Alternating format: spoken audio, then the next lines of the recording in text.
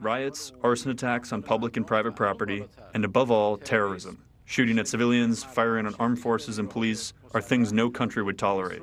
I hope that some countries that have taken very misguided positions will pay attention to the realities on the ground.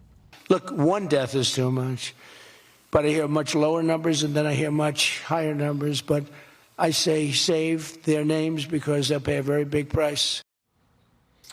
Well, joining me now is exiled Iranian Crown Prince, His Royal Highness Reza Pahlavi. Your Royal Highness, thanks for being here.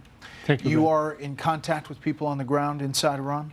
As much as possible in the last 72 hours. As you know, it's been very difficult to access people, but every now and then information gets to us.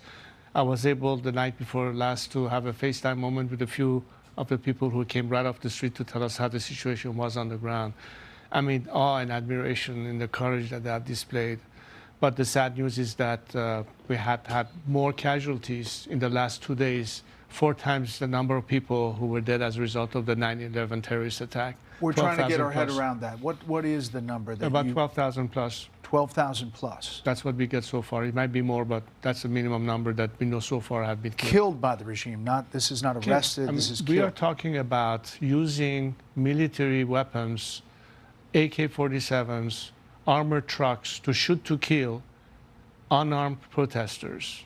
Their bodies are being picked up by bulldozers, and they charge each family for the bullet to be able to just retrieve the remains.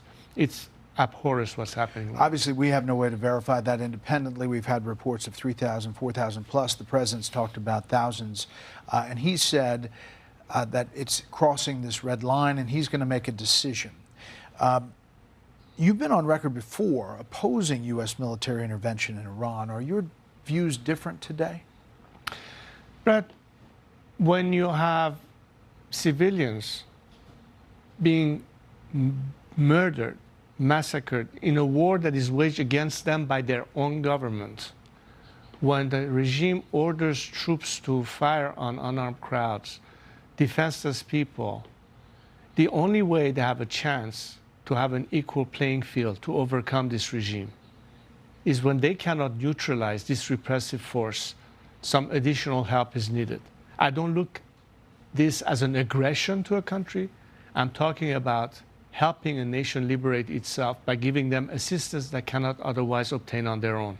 That's why it's critical and empowering, but a message of strength says we are not going to stand for this and we will not turn our back on these people. What the president said was so energizing, and it caught like wildfire, and people are going back to the streets to continue the fight. You had a meeting with the peace envoy, Steve Witkoff, over the weekend. Is that correct?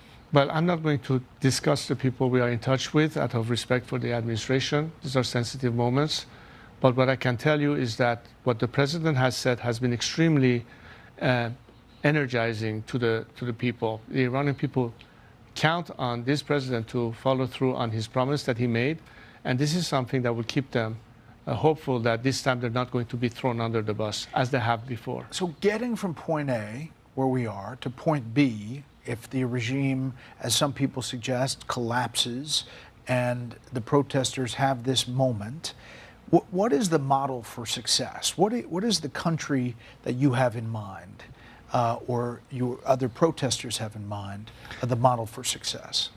You know, the only way that we can have the ability as a nation to determine our own future is within a democratic process of free election, the formation of a constitutional assembly where the future form of a democratic secular system can be debated and determine what its final form could be. So in the process of transition post-collapse, we have to have a plan of action, which we do.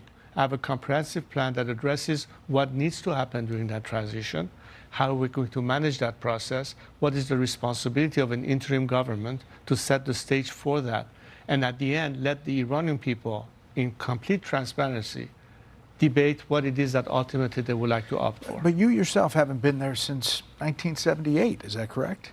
1978 was when I left Iran for the last time. Is there a team on the ground? Are there people? You don't have an army. How does this happen?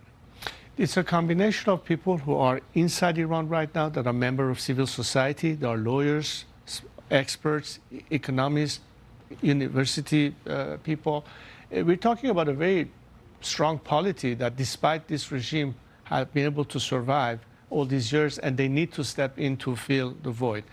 A lot of people are ready to step in. There's a counterpart outside that in a sort of hybrid system can help one another in that process. And I think the important thing is to be able to protect their identities to the very end so they're not prematurely exposed, which is why it's not so obvious that we can ask them to, show up and not be immediately endangered. So we have to be very careful about that. But we are constantly in dialogue with them, preparing that transfer. So as soon as this regime collapses, we can immediately engage those forces within and constitute all the elements that will contribute to that. I know you had some meetings on Capitol Hill. Were those positive? I mean, do you get good sense from the lawmakers? I think that many lawmakers on the Hill, regardless of which party they represent, understand how critical it is, especially if you want to promote liberty and democracy, that Western democracies, the US at the top of the list, have a crucial role to play to support freedom-seeking nations. And I think they understand that beyond just word of encouragement or condemnation, we have reached a point where some action is needed, regardless of what the executive branch wants to do. The legislative side has to be in support of anything that can empower a nation, because at the end of the day, it's about empowerment. It's about giving a nation. And we've seen that before. How did apartheid come to an end? Right. How did the Soviet Union collapse? But we also saw it in the Green Revolution, which didn't develop, and there was criticism that we as the U.S. didn't do enough to help on the ground.